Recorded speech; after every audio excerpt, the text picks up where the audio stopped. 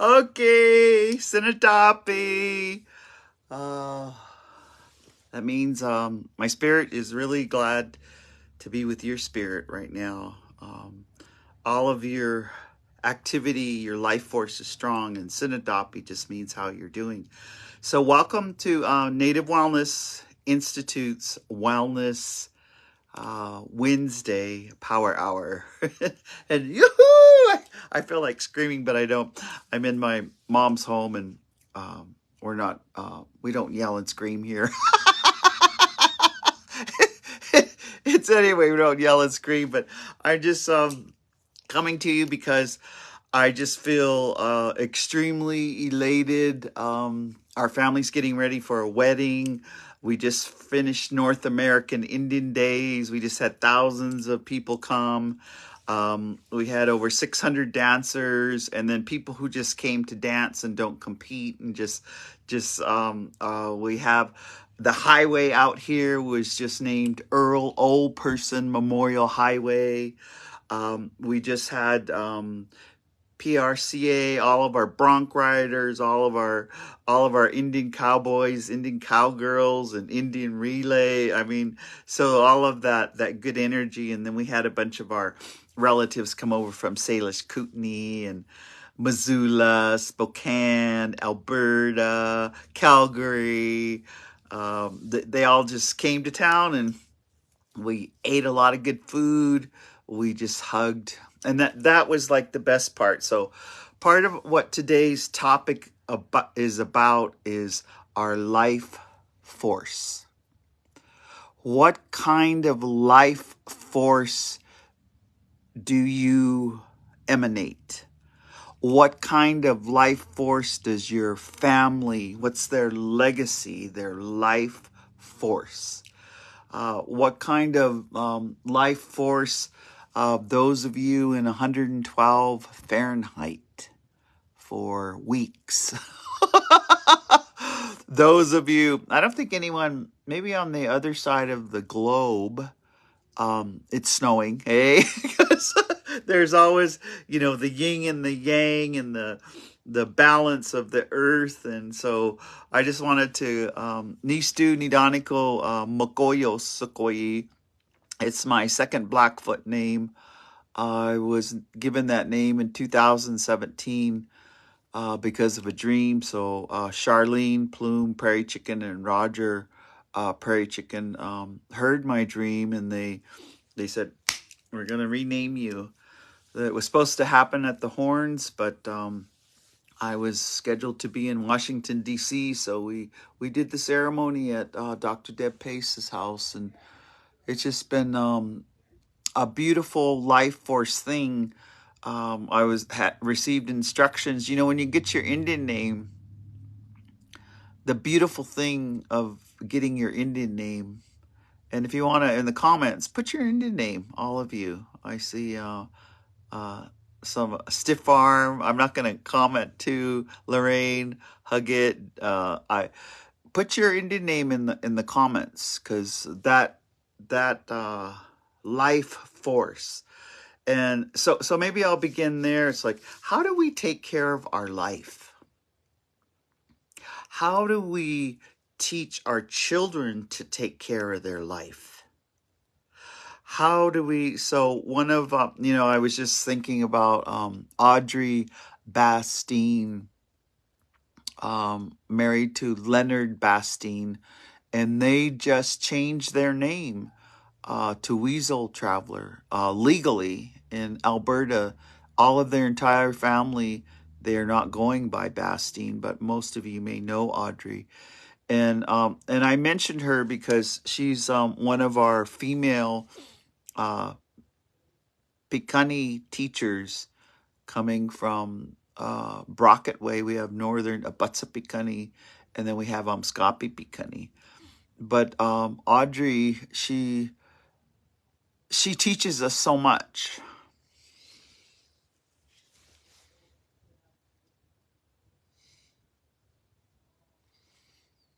Sometimes our emotions, or at least my emotions, are they're just up here, and I was thinking of Audrey because over time, what she has taught, we'll start with Indian name and your life force. You know, a lot of or getting your Indian name. Well, let me just tell you one of the. I guess I'm touched because Audrey, one time, I went to her many times. I went to her and asked her to paint my face. Because that's the way that we clean off and the way that we protect ourselves. There's many, but your life force that you carry with your Indian name is so powerful. And at that same time, I had just gotten my new Indian name, and I had received instructions that I had to protect myself because when you're like a baby in growing into your Indian name, and you had to protect yourself, and you had to grow grow into it. I mean, and sometimes you think about, I mean, I know we all grow. I got my rolls. I know we could, I'm getting that grandma part right here. I really love it. Wings. I, so, but when I was asked to be, right after I got my Indian name, I had been asked to be the commencement speaker at my alma mater, UC Berkeley, for all of the Indian students that were getting their JDs, their law degrees, their PhDs, their master's degrees, and so I was the commencement speaker, and I had just gotten this new Indian name, and for some reason, that life force had carried one Indian name for 61 years, and then all of a sudden, I had this new Indian name. So I went to Audrey Bastine. She was, her and Leonard were helping with one of the beaver ceremonies, and when I went up to her and asked for prayer, I said, I have to ask Audrey. I'm going to be doing a commencement speech at UC Berkeley in a couple of weeks right now, and what would you advise me? What would you advise me in order to? I want the words to go out to their heart and to their lives. I'm just the conduit. I'm nothing. And so Audrey, she's like I like how she goes. And what a matriarch or your grandmas or your badass aunties when they go, So she went, but you, for a long time. And she said, because I told her I don't want to, I'm not a death by PowerPoint. I don't speak behind a podium. I really want to just speak from my heart. And so that's when your life force is just like now, you're listening, and thank you. Native Wellness Institute thanks you. We had 7,000 people watch last week with Matriarch. People are searching for healing and searching for inspiration. So Audrey told me, she said, one of the, and she didn't say old Indian trick, but I would call it old Indian trick.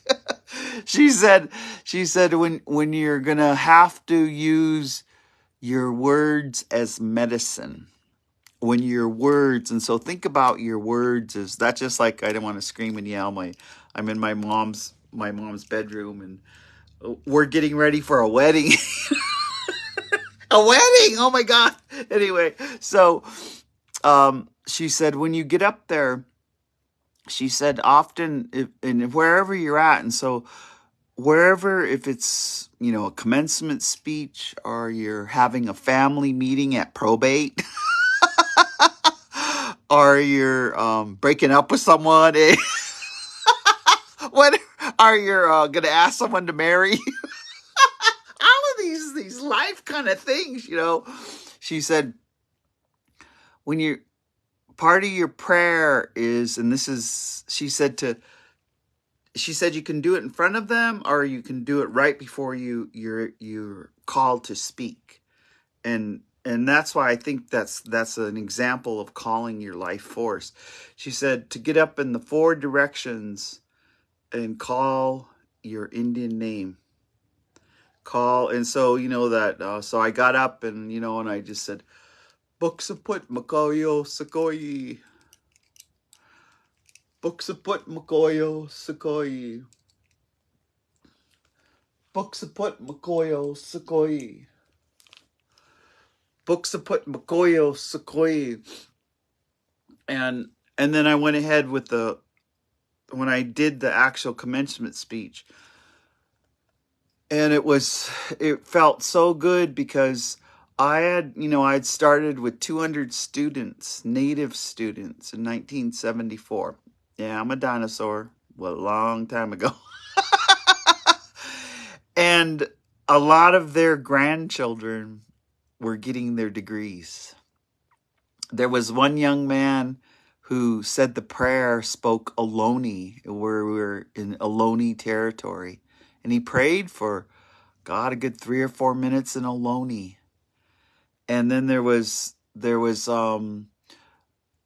Emmett Chase and his wife. They were the first MDs. There were the medical doctors that were the first ones, in 1970s. I mean, like back then, to get an Indian MD was a big deal.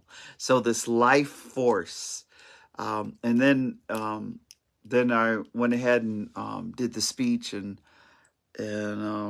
many people just remember it even today. So this life force, I almost say, raise your hand, or raise your hand if you've survived cancer. Raise your hand if you've survived emotional or domestic violence. Raise your hand if for our women, our life givers, when you were pushing out your baby, there's that moment where you just say, "Can I do this?" And you can't say, "Hey, wait a minute," because it's just gonna, where you raise your hand. Raise your hand if you've had like a near-death experience. Raise your hand if you have dodged a bullet, like, almost got on tribal council.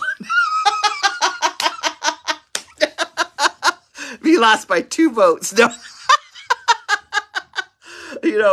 Raise your hand if you almost you swam across swift waters.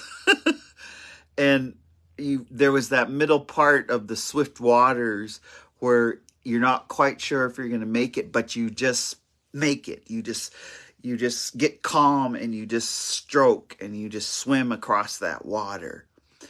Raise your hand if you've, been in a marathon, half marathon, 5K, 3K, where you're just getting to that last part, and it feels like your legs are rubbery, and it feels your heart, but you just talk to your body, and you call upon your life force, and you pray, no pity me, help me. Those kinds of, I'm describing, those are the times where your life force just blooms, and your life force just emanates, and your life force just grows, and your life force is strong. When I was praying this morning, from the time I got up, and sometimes, they say, it's kind of funny. They say, "What time did you get up?" And around here, Blackfeet, they're at the butt crack of dawn. And so I realized I'm one of those that I like to get up with Itsisupuatsis, the morning star. And I notice that when I get up with that early dawn and that sunrise and say my prayers, that my life force is in a good place. And so I guess we're just going to talk about how do we take care of our life force. Now, these past few days, Indian days, the dancing went long, and we have a brand new arbor, and we would all say, well, I think I'm going to start heading home before midnight. And then somehow or another, by the time I drive home, I would didn't get to bed till 1 a.m., which is, but how do you? So I would just, again, say prayers and say, oh, it's too bad to be, we have to ask for what we need. I said, please just let me sleep 8 hours and wake up refreshed. And boom, Thursday night, Friday night, Saturday night, and Sunday, slept 8 hours, and then I woke up refreshed, and I was just going, oh, thank you. Like really just feeling so grateful. So that life force, how do we keep that life force emanating out and going into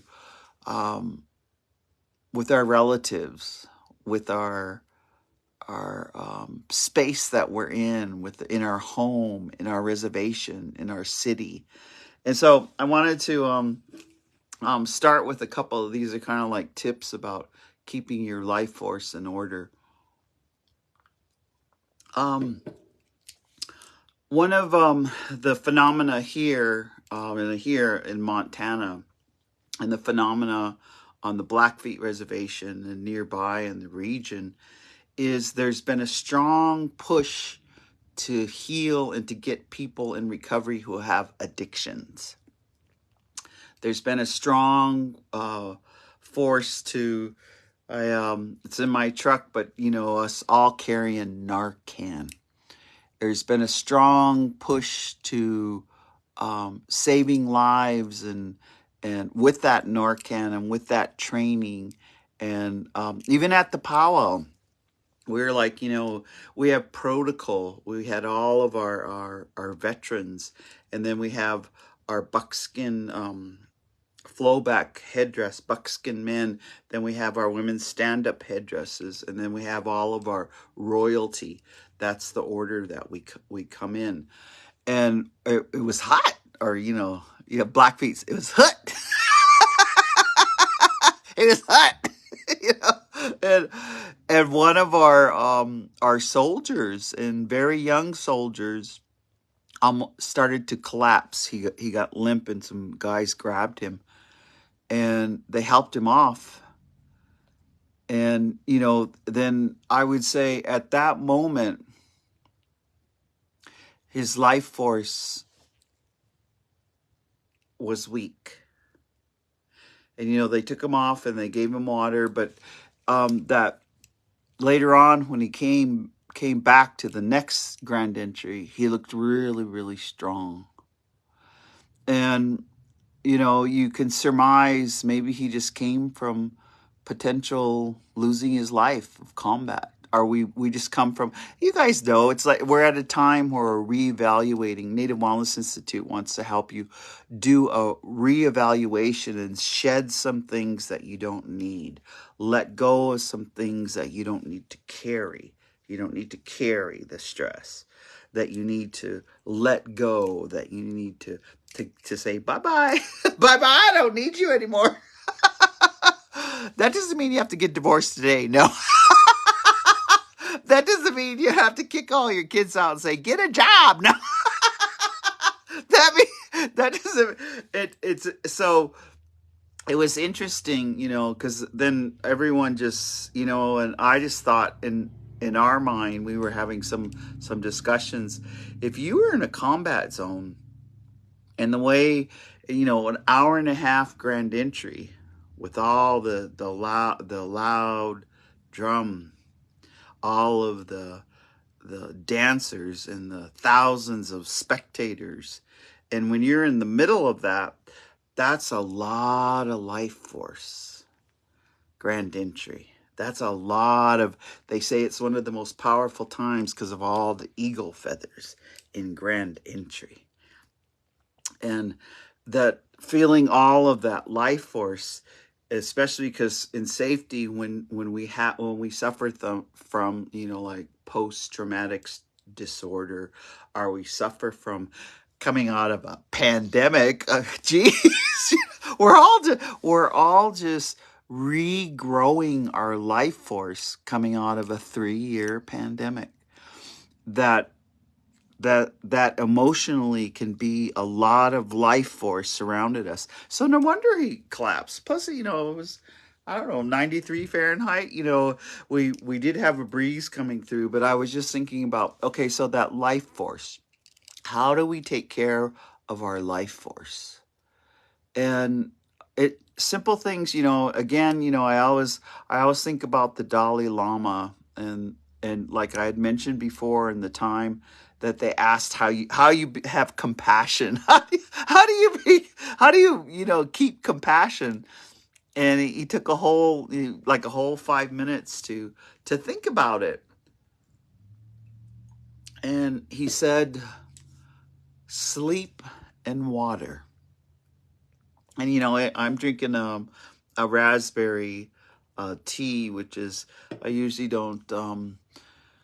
I usually drink sparkling water, or I drink herbal teas. But just think about what water and sleep and our napping. I I won't say the family member, but I have a family member that actually Googled, how do you take a nap? Because a lot of my relatives, they go, I'm not the napping person. No, I don't nap. Or, and I want to say, think about this. When we're healing from, if you're trauma informed, one of the healing things is to take care of your sleep hygiene or your emotional well-being. So napping, and I just got to think of like Gene Tagabon, because Gene's always like, napping is a superpower. I mean, like, napping is a superpower. But my relative, and I won't mention no names, that had to Google, how do you take a nap, has been in the last couple of weeks just really under the gun, writing stuff, having all the relatives.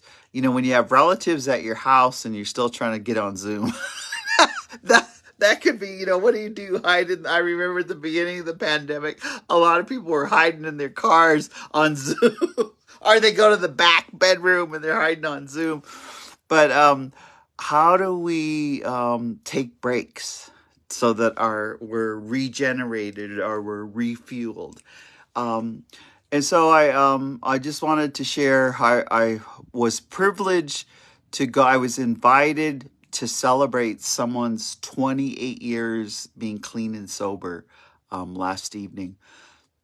So I did the day. I started with Native Dads Network, which is on every Tuesday.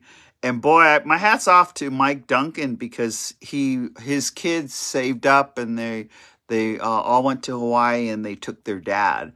So he's on 3:30 a.m. Hawaii time to get on and do Native Dads Network. So starting with the Native Wellness Institute, we're collaborating with White Bison.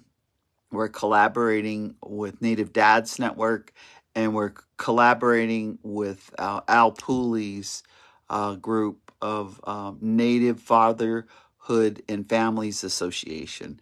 And so so that means we promote them too, because they have similar messages to Native Wellness Institute. And as you guys all know, our umbrella is just that anything that to keep the teachings of our ancestors alive, we do.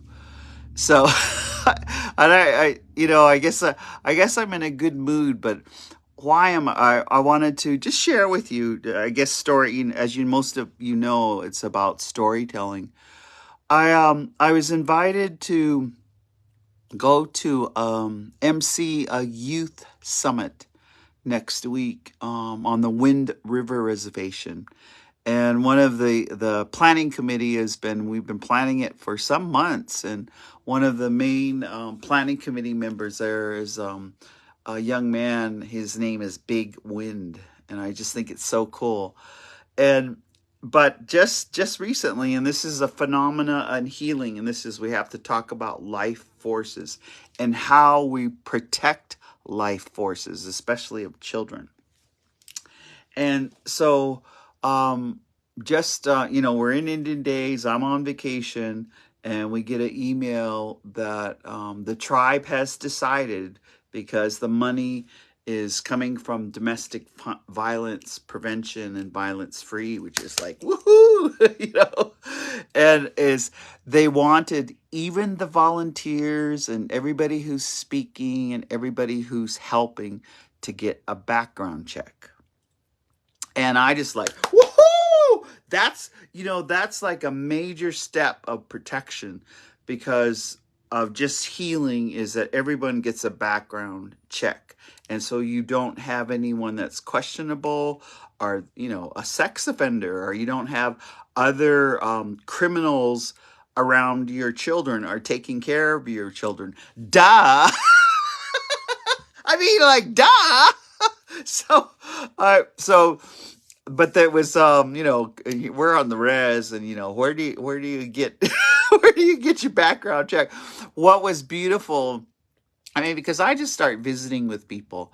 I start visiting, with our investigator for the region. I started asking our child protective services.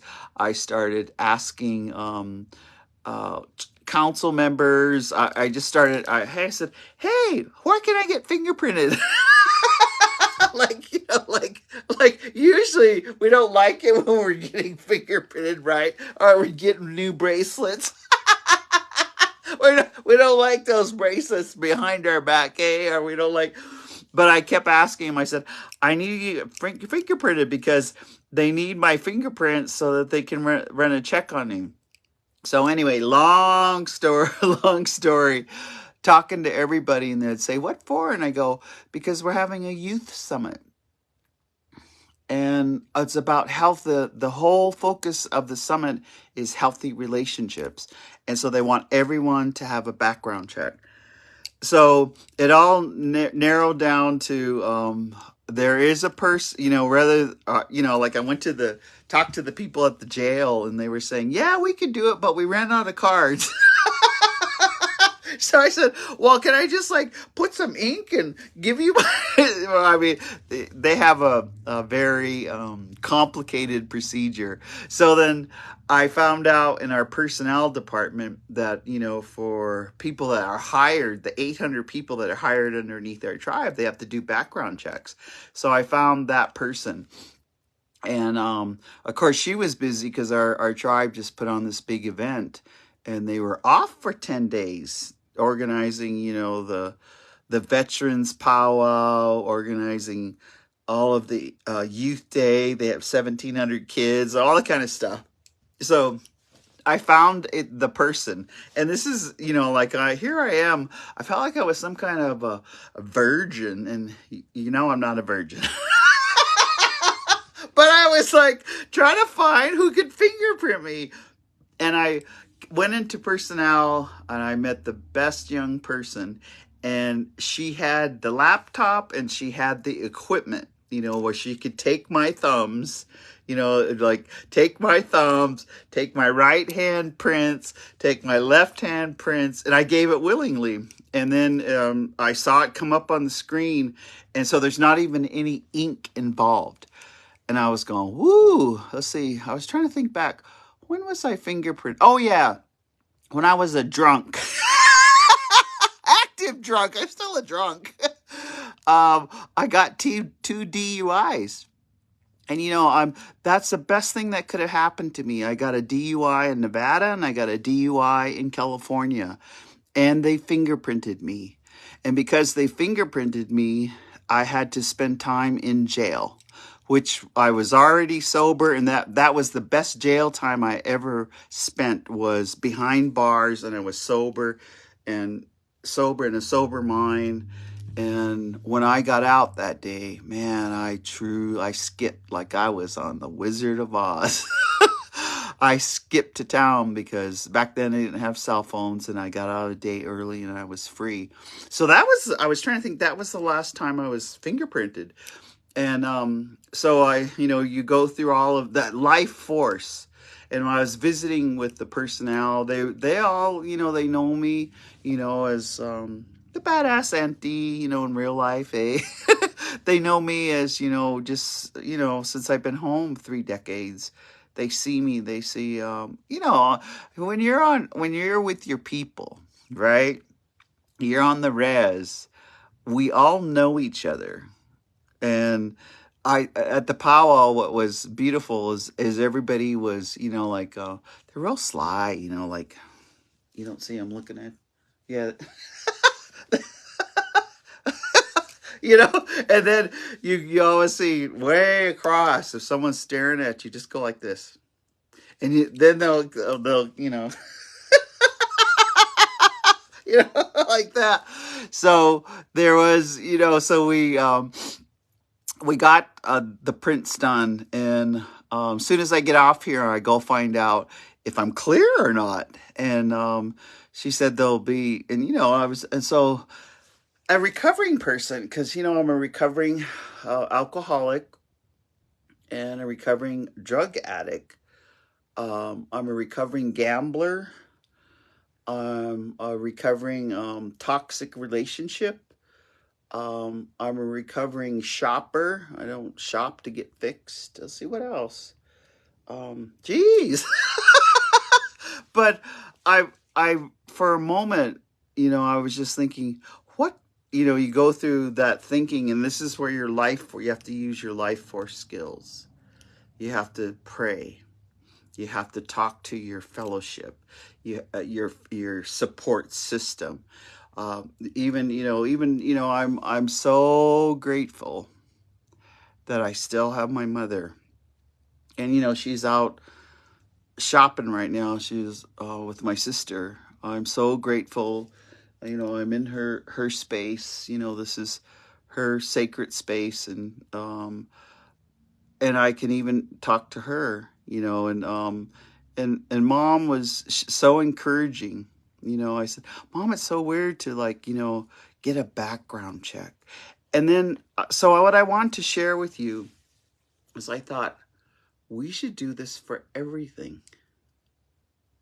Every Indian conference, every summit, every dialogue.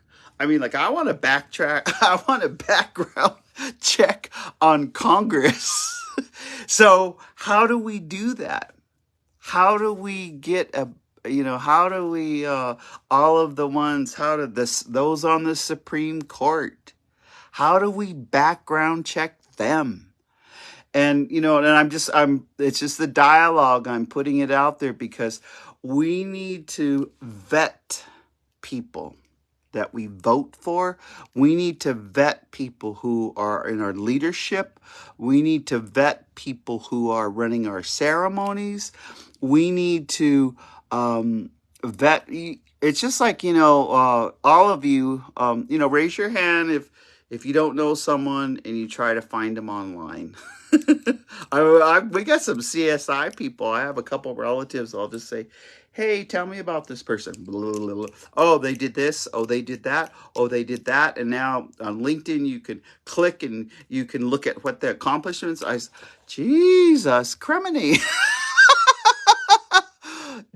Just think in the old days, if they would, in the old days, like 1920s, 1930s, if they could look someone up, or in 1491, what if someone could say, oh, hell no, I ain't going to let that Columbus guy come here. I just looked him up. Not a good character. Or if we looked up the conquistadors, hell no, we ain't letting those conquistadors in. Look, they don't have a good rep. Or all the criminals that they brought over with Cook, to the islands. What if we looked them up and we said, no more criminals. We're closing the border. The criminals can't come. What if we could Google the African American guy on the Supreme Court? If we could Google him, oh no, he's feeling up this woman, he's doing this with this woman, and oh yeah, he's taking all of this money. If we could Google Google people, so I guess in this life force talk, if we're moving into AI, we're moving into we might have dogs and maids and now even surgery. Now they have AI. They can go in and take out your lump. They can go in and take out your gallbladder. They can go in and take out stuff. All of this AI when we have to keep those kind of things in balance. Woo! That just saying that and just, wrapping our energy around the health and wellness. Native Wellness Institute, we come to you every Wednesday and we want to talk about dialogue of positive, productive, and proactive. So, and I was thinking of, we got some good news, just within our team about a lot of progress. And I was thinking about cancer survivors. And, I'm a cancer survivor from, basal cell cancer that, they cut out. And I know many of you, might be cancer survivors of cervical cancer, other types of breast cancer, other leukemia, other, that life force that one good friend over at Salish Kootenai, and then another friend that in their life force, they talk to their body. And one of the things that they said to their body, they talked to the hair and they just told the hair, I don't want you to fall out. I want you to stay. I would like hair. Hey, hair, listen up. I want you to stay and I don't want you to fall out.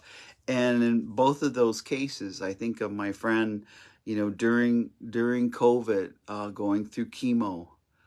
She was one of the first people I visited. And she was going through chemo. And I remember, I think I gave her some bear fat, but she didn't lose her hair. And then another friend just celebrating, the good news of the 5-year mark or close to the 5-year mark of surviving. Him saying to his hair, you're not going to fall out. But when you're saying not only to your hair, but what do you say to your body? What are the parts, your emotional, your emotional IQ, that grant me the serenity kind of stuff. How do we keep our emotions in balance, or not being reactive? How do we talk to parts of our body? In Native Wellness Institute, we always say that our body tells on us. Our body signifies, where we're not doing well.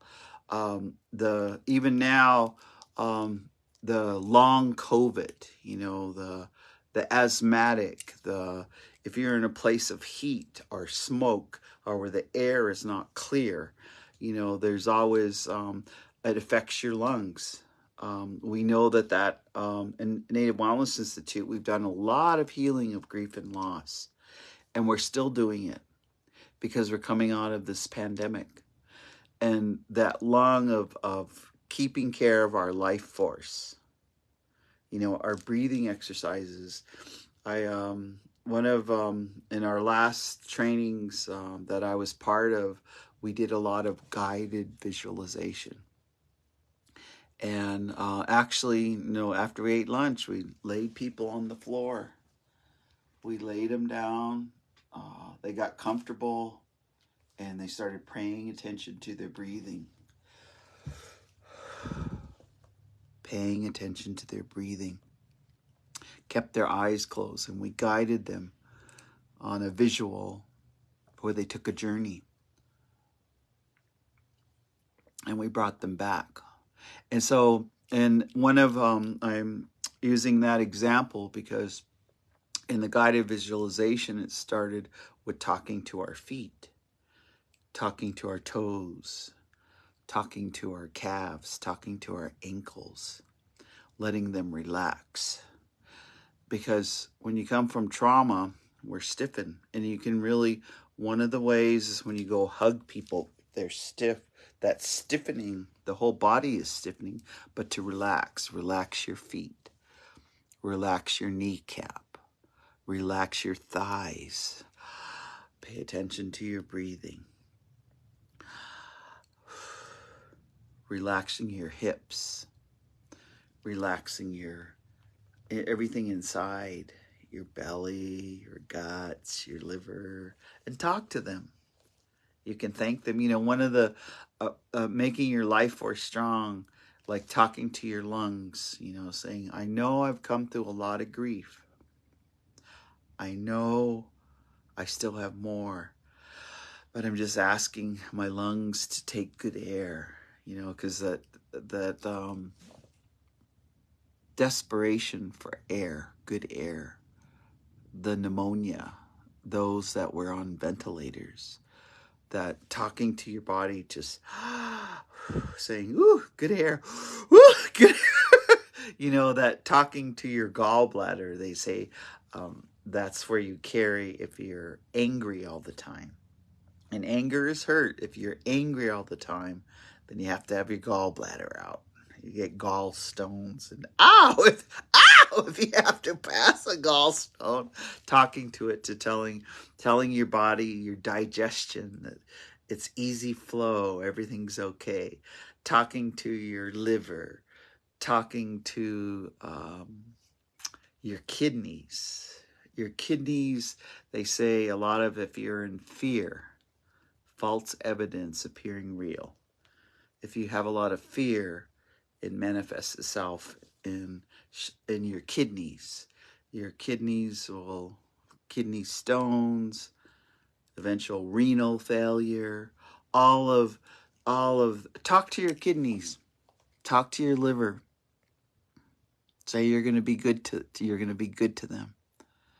You're going to drink a lot of fluids. You thank them for what they have done. You thank your bladder. I mean, like, just be glad we have a bladder. I'm so glad I have a bladder, and like, it just takes care of itself.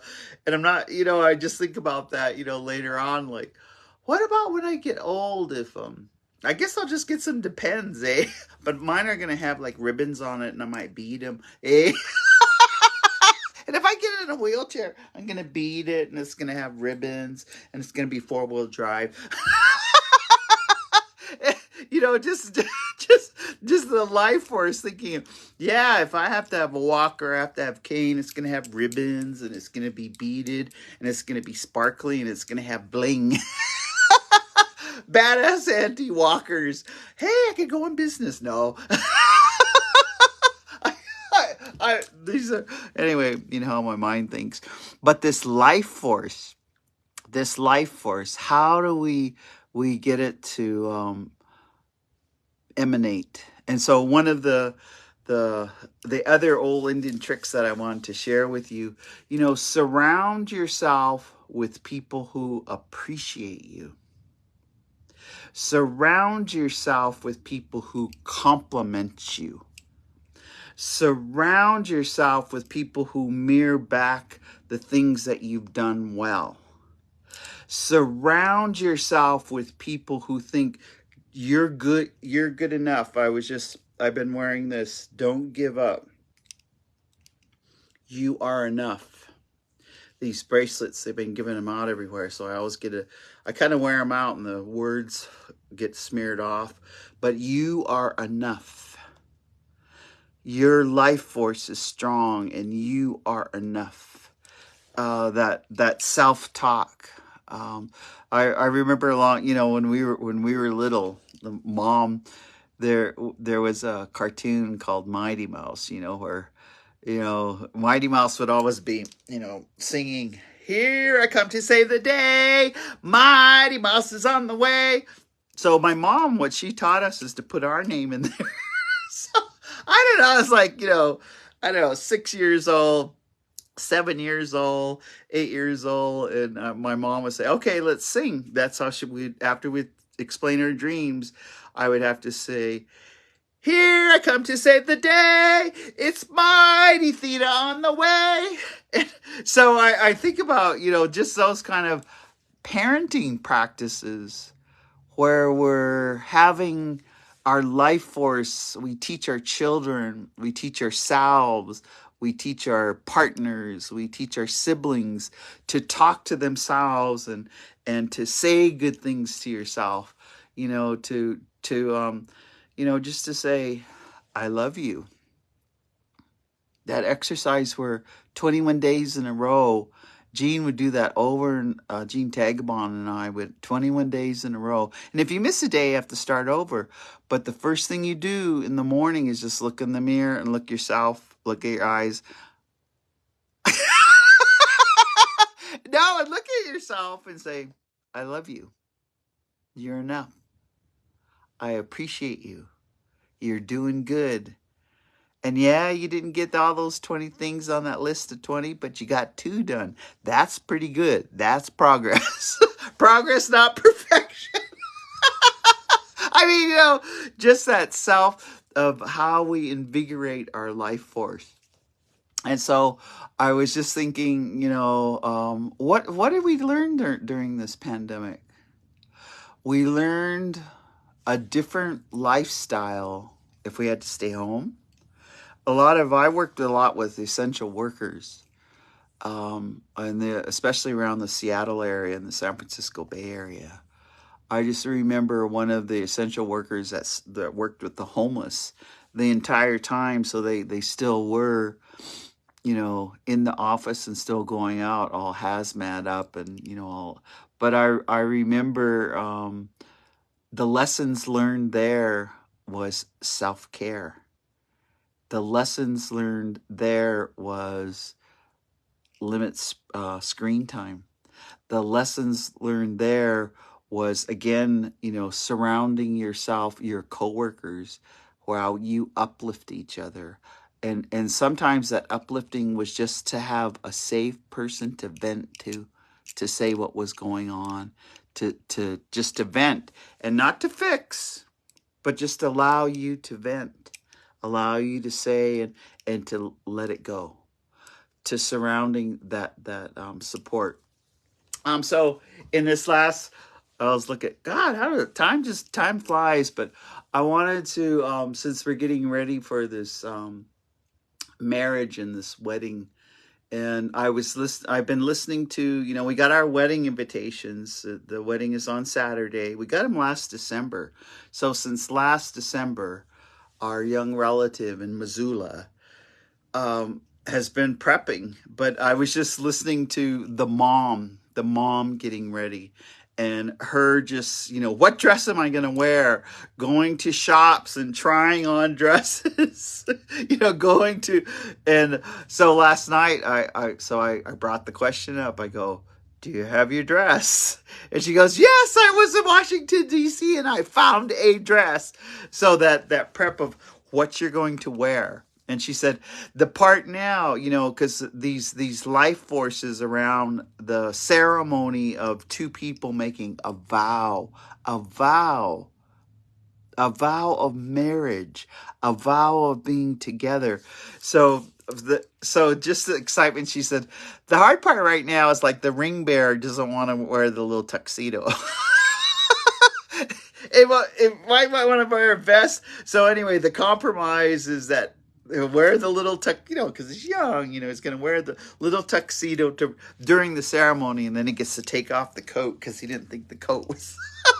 But there is boxes arriving. I don't know, Amazon boxes, the decorations, the flowers, all of the ceremony itself. Think about a ceremony with yourself and Creator. Because, when I was thinking about, when we were getting ready to dance, and braiding our hair and putting on our regalia, putting on our dance belt, putting on our feathers, putting on our kami boismanix, our stand up. That my mom always taught us that it's like we're getting ready for our wedding with Creator when you put on your dance outfit. That's why you shouldn't hurry. That's why you shouldn't be running late. And that's why you should pre-plan. Just as my relatives planning 6 months for this wedding, planning 6 months for your outfit. And, like right now, I just ding, I had a little blowout in my moccasins. So I need to sit with a smudge and I need to mend it. So to keep it in my foremost, I sat it right in front of my lazy girl chair because I need to mend it. So this getting ready for this wedding, and I was looking at the picture of the groom and the bride, or you might be going to a wedding where it's 2 women, or it's 2 men, or it's 2 people who are gender fluid, non-binary. But this vow, this sacred vow, I mean, I've been saying prayers, and I was just thinking today, like, how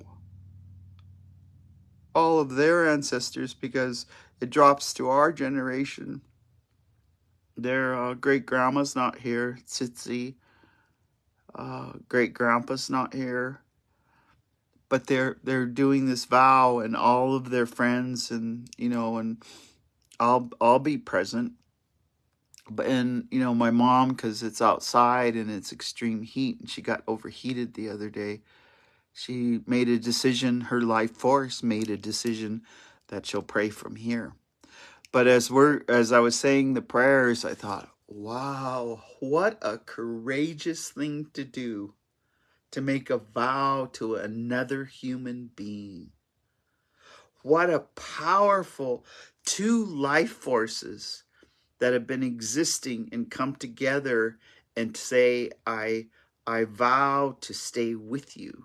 And, and I don't know, be interesting, because I always like to hear if they've written their vows or if they've made their own vows, or sometimes they sing a song to each other to see what their vows are. But to make that vow to another human being, that is such a beautiful life force. And in Indian country, you guys know when they say, hey, what happened to so-and-so? Oh, they split the blanket. Or, hey, how come so-and-so is not together? Oh, this happened. I always get a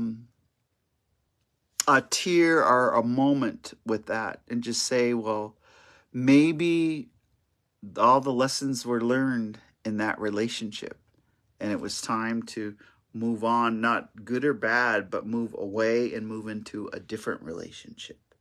And that life force, I guess today some of the message from Native Wellness Institute is, look at the relationships that give you as much as you give them. Because when we're still in trauma, we don't have friendships, we have a caseload.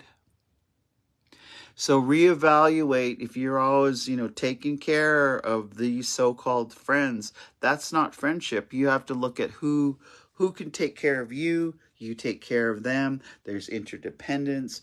There's you love each other, and you check on each other, and you give time with each other, and you give symbolic gifts, and not money gifts, but gifts of your time.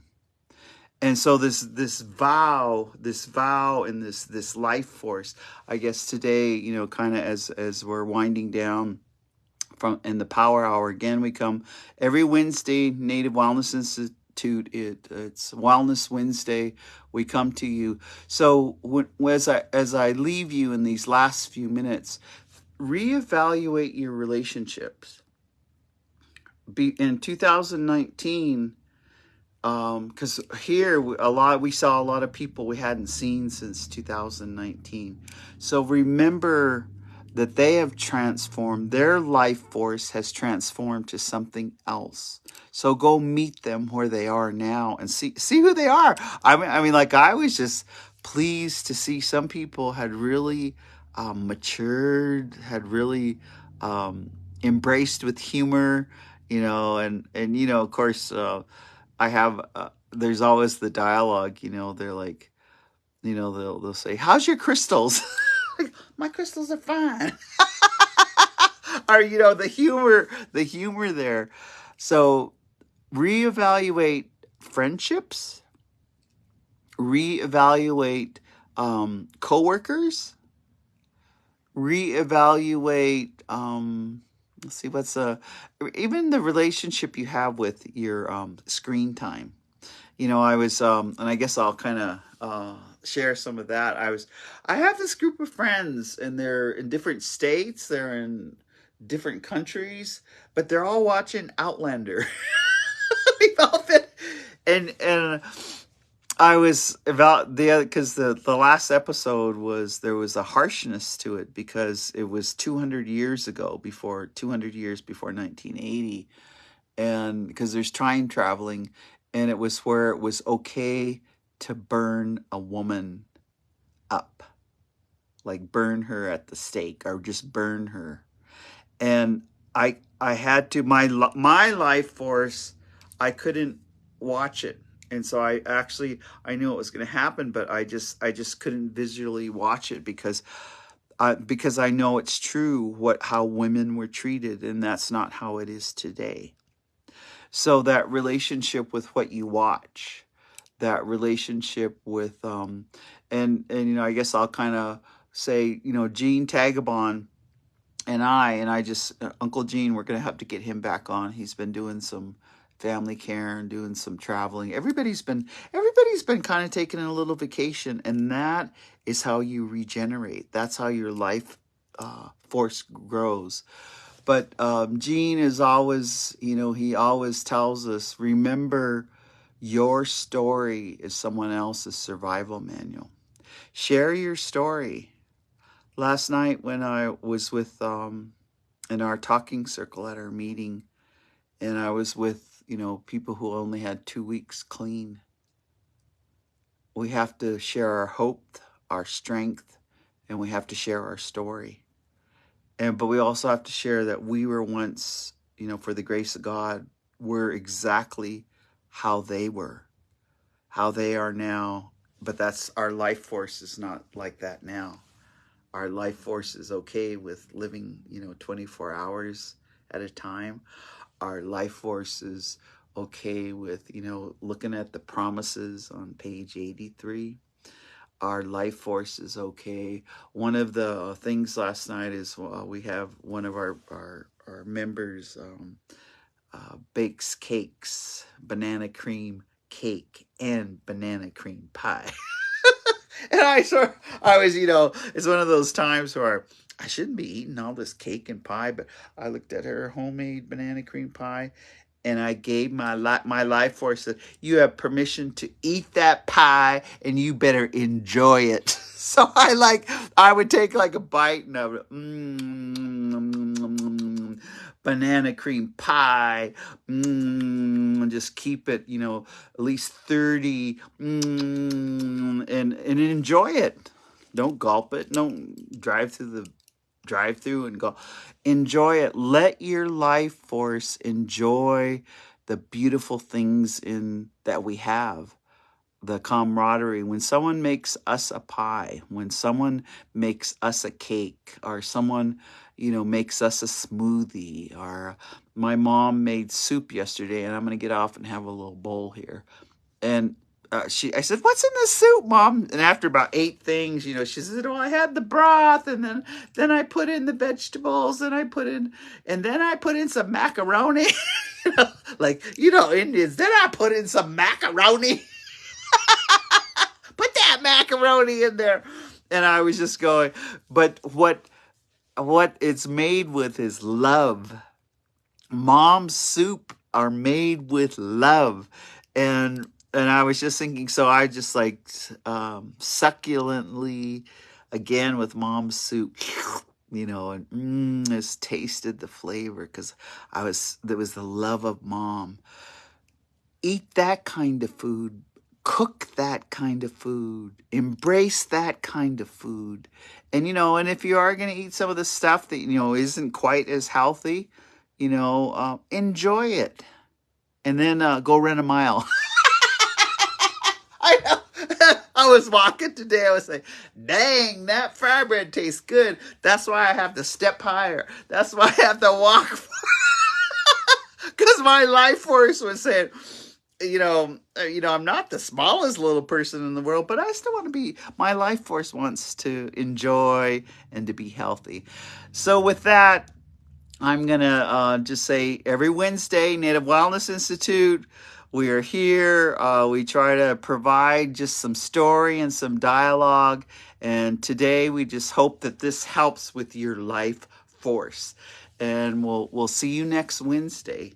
We always say, and I always just, "Kitakito matsano." That means I'll see you later because we never say goodbye. But "Kitakito matsano," and we'll see you next Wednesday.